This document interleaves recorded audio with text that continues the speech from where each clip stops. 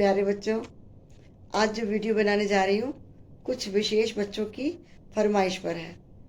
क्योंकि अभी तक की जितनी वीडियोस मैंने बनाई हैं वो या तो व्याकरण के विषयों से संबंधित है या फिर कुछ कहानियों और कविताओं पर आधारित है।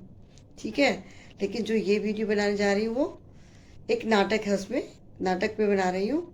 तो क्योंकि कुछ बच्चों ने कहा कि मैम आप ना चैप्टर से वीडियो बनाया कीजिए, तो मैंने कहा चलो ठीक है, उनकी फरमाइश को पूरा करते हुए ये वीडियो बना रही हूँ।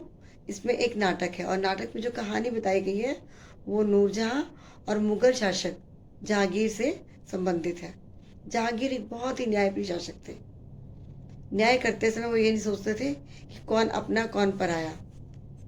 ठीक है, तो इस कहानी को जब सुनोगे मैं पढ़ के सुनाती भी हूँ और समझाती भी हूँ। जब आप सुनेंगे आपको बहुत अच्छा लगेगा और यदि ये वीडियो पसंद आ जाए तो उसको लाइक ज़रूर करना। लाइक करेंगे आप तो मुझे बहुत अच्छा लगेगा। जैसे मैं एक बार आपको गुड या वेरी गुड बोलती हूँ, आप सबको कितनी खुशी मिलती है। कोई टीचर बोले तो बच्चे कितना खुश होते हैं। ऐसे यदि आप भी लाइक करेंगे मुझे भी अच्छा लगेगा कि मेरे बच्चों को मेरी वीडियोस पसंद आती हैं। ठीक है, और चैनल को सब्सक्राइब भी कर लेना। अगर मैं आगे कुछ और वीडियोस बनाती हूँ तो उसकी जानकारी आपको पहले से ही मिल जाएगी। ठीक है, तो शुरू करती हूँ। सच्चा न्याय। जिस देश का राजा न्यायप्रिय और अपने पराये में भेद न रखता हो, उस देश की जनता में शासन के प्रति गहरी आस्था और विश्वास होता है। इसके अतिरिक्त दंड देने वाले से क्षमा करने वाला बड़ा होता है। नाटक को पढ़िए और जानिए कैसे। तो इस नाटक में आप इसी बात को जो समझेंगे कि अगर कोई गलती करे तो उसकी गलतियों को माफ कर देना चाहिए, वो उससे बड़ा होता है। जहांगीर अपने दरबार में बैठा हुआ था, उसके सभी दरबारी भी अपने अपने स्थानों पर बैठे हुए थे। ये एक नाटक है, नाटक के रूप में लिखा गया है। तो एक दरबार लगा हुआ है, स्टेज पर एक कैसे मंचन करते हैं नाटक का कि स्टेज बना होता है और उस पर कई सारे पात्र होते हैं जो अपने अपने स्थान पर बैठे होते हैं। तो ये आप चित्र में देख भी रहे होंगे।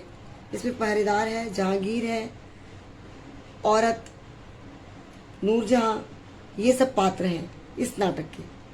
तो मैं अब नाटक पढ़ना शुरू कर रही हूँ कि जहांगीर अपने दरबार में बैठा हुआ है, उसके सभी दरबारी भी अपने अपने स्थानों पर बैठे हुए हैं।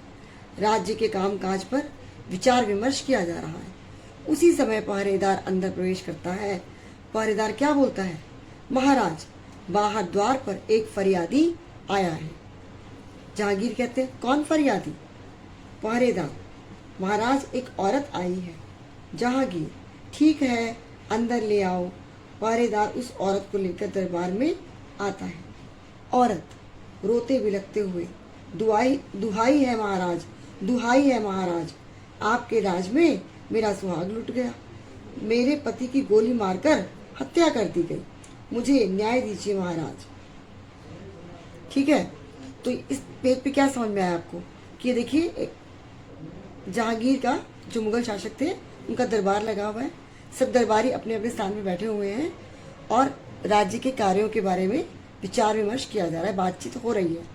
तभी एक पहरेदार अंदर आता है और वो कहता है कि कोई फरियादी आया है। तो जहांगीर से पूछते हैं कि कौन फरियादी? तब बताता है पहरेदार कि एक औरत आई है।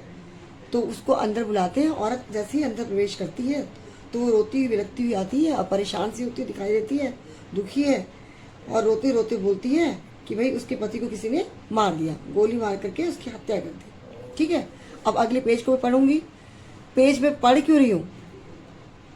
आप सभी भी पढ़ना सीखें, आप सबकी रीडिंग अच्छी हो, आप सबको पढ़ना आए। ठीक है, तो पहले पढ़ूंगी और फिर समझाऊंगी। अब क्या होता है आगे? जहांगीर, सांत्वना देते हुए, बहन तुम रोना छोड़कर पहले यह बताओ कि तुम्हारे पति की हत्या किसने की है? औरत कहती है, महाराज मेरे पति की हत्या करने वाला आपके ही महल में है। जहांगीर आश्चर्य से, हमारे अपने महल में? या तुम क्या कह रही हो? औरत, मैं सत्य कह रही हूँ महाराज। जहांगीर, बहन यदि आपके पति का हत्यारा हमारे महल में है तो तुम भी तो भी तुम चिंता मत करो, जहांगीर का न्याय अपने पराये में भेद नहीं करता, तुम्हें सच्चा न्याय मिलेगा। सिपाहियों, इनके पति के हत्यारों को अविलंब, अविलंब मतलब बिना देर किए, तुरंत पकड़कर हमारे सामने पेश करो। सिपाही जाते हैं। शस्त्रधारी दासियां नूरजहां के साथ दरबार में उपस्थित होती हैं। कुछ समझ में आया यहाँ तक? जहांगीर उस औरत को सांत्वना देते हैं और कहते हैं कि तुम रोना धोना छोड़ो, ठीक है, और पहले मुझे ये बताओ कि हत्या की किसने है, क्योंकि मैं तुम्हारे साथ जरूर न्याय करूंगा। अगर वो हत्यारा हमारे महल में है तो देखो, मैं तुम्हें सही कह रहा हूँ, ये वादा कर रहा हूँ कि मैं तुम्हारे साथ न्याय करूंगा और उसको जरूर उसको सजा मिलेगी, ठीक है। और चिंता करने की जरूरत नहीं है, क्योंकि मेरे लिए सब बराबर है, मैं कभी भी अपने पराये में भेद नहीं करता, तुम्हें सच्चा न्याय मिलेगा। अब क्या होता है, औरत, वो जो औरत है नूरजहां को देखती है। नूरजहां कौन थी? जहांगीर की पत्नी थी। तो नूरजहां को देखकर कहती है, महाराज, यही वह औरत है जिसने मेरे निर्दोष पति की हत्या की है। जहांगीर हक्के बक्के से आते हैं, बड़े हैरान से आते हैं, सोचते हैं ये क्या कह रही है, मेरी पत्नी की ओर इशारा कर रही है। तो जहांगीर हक्के बक्के से, नूरजहां, क्या नूरजहां ने की है तुम्हारे पति की हत्या? औरत, जी महाराज, इन्हीं ने तो मेरे पति को मौत के घाट उतारा है। जहांगीर, बहन, एक बार फिर से देख पहचान लो कि क्या तुम्हारे पति की हत्या करने वाली यही औरत है अथवा कोई और? कहीं तुमसे गलती तो नहीं हो रही है? औरत कहती है, नहीं महाराज, नहीं नहीं महाराज, मुझसे कोई गलती नहीं हो रही है, इसी ने मेरे पति को मारा है। जहांगीर नूरजहां से अब वो अपनी पत्नी की ओर देखते हैं और आश्चर्यचकित भी थे और गुस्से में भी। नूरजहां, हम ये क्या सुन रहे हैं, क्या यह औरत सत्य कह रही है? नूरजहां, हाँ महाराज, जी महाराज, मैंने ही उस युवक को गोली मारी है। जहांगीर, तुम जानती हो तुम इस समय भारत के बादशाह जहांगीर से बात कर रही हो? तुम इस समय मेरी पत्नी नहीं हो, बल्कि एक अपराधिनी हो। अपराधिनी, अपराध करने वाली, जिसने कोई गुनाह किया हो। तो वो अपनी पत्नी से कहते हैं कि तुम एक बादशाह से बात कर रही हो, तुम इस समय मेरी पत्नी नहीं हो, क्योंकि वो न्याय की करने की गद्दी पे बैठे हुए हैं, ठीक है। तो उनको न्याय करना है, उनके लिए सब, पत्नी हो, कोई रिश्तेदार हो, कोई जान पहचान का हो, कोई दोस्त हो, मित्र हो या कोई अन्य, उनके लिए सब के सब एक समान थे। तो कहते हैं, बताओ तुमने यह अपराध क्यों किया?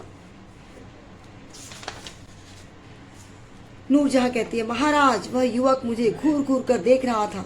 जहांगीर, बस इतनी सी बात थी, एक छोटी सी बात पर तुमने एक युवक पर गोली चला दी।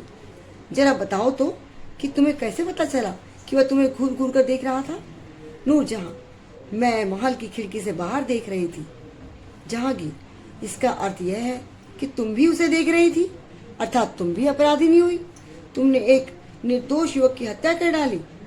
भाई उन कहते हैं कि क्या देखना अपराध है? कोई किसी को देखना अपराध तो नहीं है।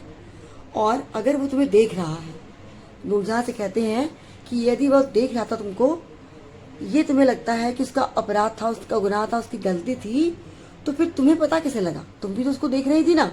बिना देखे तुम समझ नहीं पाओगी कि वह व्यक्ति तुमको देख रहा है। इसका मतलब तो गुनाहगार तुम भी हो, ठीक है। और तुमने इसी बात पर एक निर्दोष की हत्या कर दी।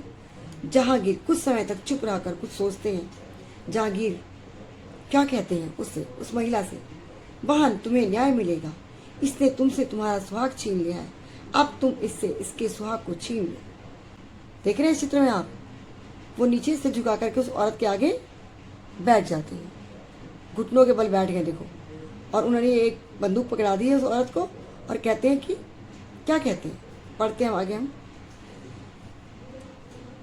बहन, तुम्हें न्याय मिलेगा, इसने तुमसे तुम्हारा सुहाग छीन लिया है, अब तुम इससे इसके सुहाग को छीन लो।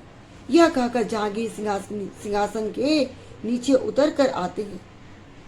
एक सैनिक से बंदूक लेकर उस औरत के पास आकर खड़े हो जाते हैं, ठीक है। देख रहे हैं ना चित्र में आप कि वो नीचे पहले तो उतर जाते हैं गद्दी से और फिर उसके सामने घुटने टेक कर बैठ गए और कहते हैं कि तुम भी उसके सुहाग को छीन लो। किसके?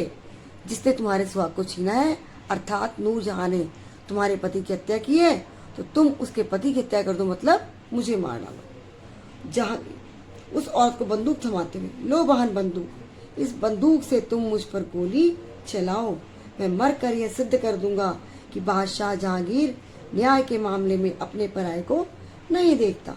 उसके लिए न्याय सबसे ज्यादा प्रिय है, अपने प्राण अथवा कोई सगा संबंधी नहीं। ठीक है, वो कहते हैं कि भाई मैं ऐसा न्याय करके, सच्चा न्याय करके ये सिद्ध कर दूंगा कि जो जहांगीर है, मतलब मैं हूँ, वो मैं हमेशा अपने पराये में भेद ना करते हुए न्याय करता हूँ। मेरे लिए सिर्फ न्याय ही सबसे ज्यादा प्रिय है, बल्कि मेरी जान भी मुझको इतनी प्रिय नहीं है जितना कि मुझे न्याय प्रिय है। यह सुनकर नूरजहां फूट फूट कर रोने लगती है। उनकी पत्नी औरत बंदूक को फेंक देती है। बंदूक फेंक कर, नहीं महाराज, मैं सुहाग की कीमत से भली भांति परिचित हूँ। सुहाग मतलब पति, हस्बैंड। तो वो कहती है कि मुझे पता है कि क्या कीमत होती है, क्या वैल्यू होती है। ठीक है, तो मैं ऐसा नहीं कर सकती। मेरा सुहाग तो अब मेरे पास लौट कर आने वाला नहीं है। वो औरत कहती है कि अब तो पति उसका आएगा नहीं वापस।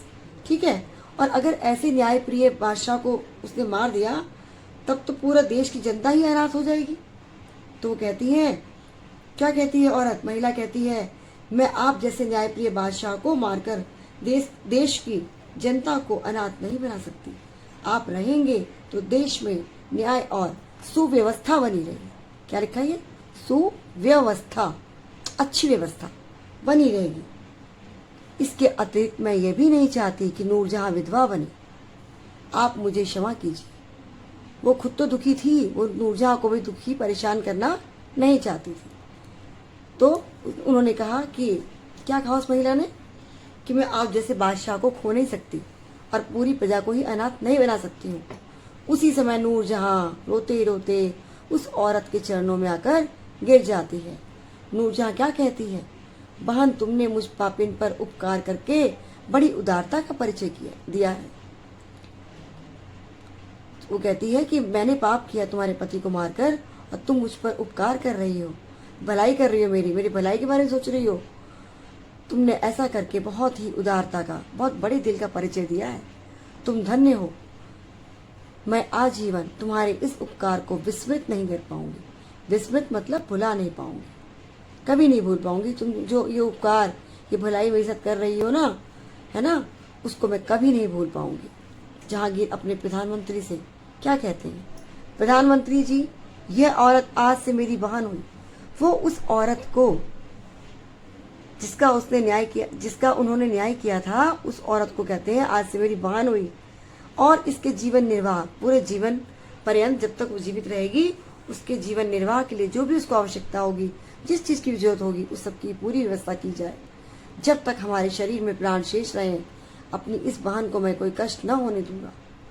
जब तक मैं जीवित हूँ, जहांगीर कहते हैं, जब तक मैं जीवित हूँ तब तक इस बहन को मैं कोई कष्ट नहीं होने दूंगा। यह मुगल बादशाह जहांगीर का वचन है। किसका वचन है? मुगल बादशाह जहांगीर का वचन है। सभी दरबारी एक साथ बादशाह जहांगीर की जय, बादशाह जहांगीर की जय। तो बच्चों, आपको क्या शिक्षा मिली कि एक तो हमको सोचे समझे बिना किसी को दंड नहीं देना चाहिए, है ना। एक तो ये शिक्षा मिलती है ना, किसी को बिना सोचे विचारे में दंड नहीं देना चाहिए। दूसरी बात कि अगर कोई गलती करता है, अगर हम उसको क्षमा कर देते हैं, तो उससे महान हम बन जाते हैं। दंड देने वाले से बड़ा कौन है? क्षमा करने वाला, उससे ज्यादा महान है। तो अगर कोई गलती करता है और उसकी वो माफी मांग लेता है, दिल से माफी मांग लेता है, ऐसे नहीं सॉरी ऐसे बोल दिया, ऐसे नहीं, दिल से माफी मांग रहा है और रियलाइज कर रहा है, मन से महसूस कर रहा है उसको ग्लानि का, उसको अपराध उसने किया है, उसको बोध हो रहा है, उसको ज्ञान हो गया इस चीज का, तो उसको क्षमा कर देना, दंड ना देने की जगह उसको क्षमा करना बहुत बड़ी बात है, बहुत बड़ी महानता है। ठीक है बच्चों, तो कैसी कहानी लगी आप लोगों को? बहुत अच्छी ना? चलिए ठीक है, तो आज के लिए इतना ही, फिर किसी और वीडियो में मिलेंगे। ओके, तो बाय बाय।